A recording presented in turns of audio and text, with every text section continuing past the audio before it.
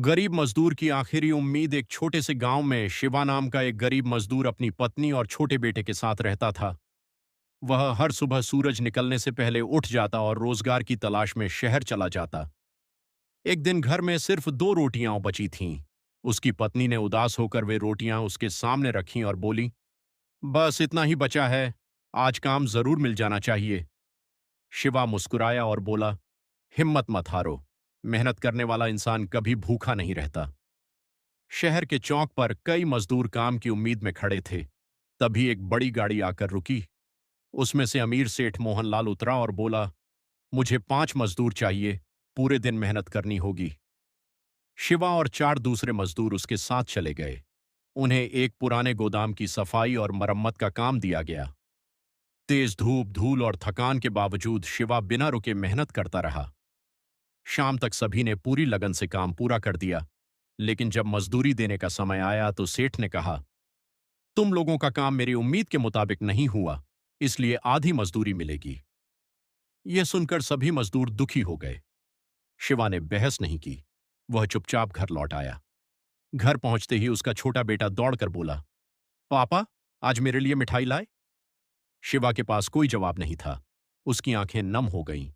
पत्नी सब समझ गई और बिना कुछ कहे उसके पास बैठ गई। अगले दिन काम की तलाश में जाते समय शिवा की नजर एक बूढ़े बढ़ई पर पड़ी, जो बड़े मन लगाकर लकड़ी का सुंदर सामान बना रहा था। शिवा ने उत्सुकता से उसका काम देखा। बूढ़े बढ़ई ने मुस्कुराकर कहा, अगर सीखना चाहो तो मैं तुम्हें यह हुनर सिखा सकता हूं। शिवा ने तुरंत हां कर दी। अब वह दिन में मजदूरी करता और रात को बढ़ईगिरी सीखता। कई महीनों की मेहनत के बाद वह सुंदर कुर्सियां, मेज और लकड़ी के खिलौने बनाने लगा। एक दिन एक दुकानदार ने उसका बनाया हुआ स्टूल देखा। वह बहुत प्रभावित हुआ और बोला, मुझे ऐसे 10 और स्टूल चाहिए, क्या तुम बना सकते हो? शिवा की खुशी का ठिकाना नहीं रहा। उसने मेहनत से सारे स्टूल बनाए। धीरे धीरे उसके काम की चर्चा पूरे शहर में होने लगी। कुछ ही महीनों में उसने अपनी छोटी सी कार्यशाला खोल ली और कई गरीब मजदूरों को काम पर रख लिया। वह हर मजदूर को समय पर पूरी मजदूरी देता और उनका सम्मान करता। उधर सेठ मोहनलाल का कारोबार धीरे धीरे कम होने लगा। उसके साथ कोई मजदूर काम नहीं करना चाहता था, क्योंकि वह सबके साथ बुरा व्यवहार करता था। एक दिन सेठ शिवा की कार्यशाला पहुंचा। उसने विनम्रता से कहा, क्या तुम मेरे लिए फर्नीचर बना सकते हो? शिवा मुस्कुराकर बोला, काम जरूर करूंगा, लेकिन एक शर्त है, आपके साथ काम करने वाले हर मजदूर को पूरी मजदूरी और सम्मान मिलना चाहिए। सेठ को अपनी गलती का एहसास हो गया।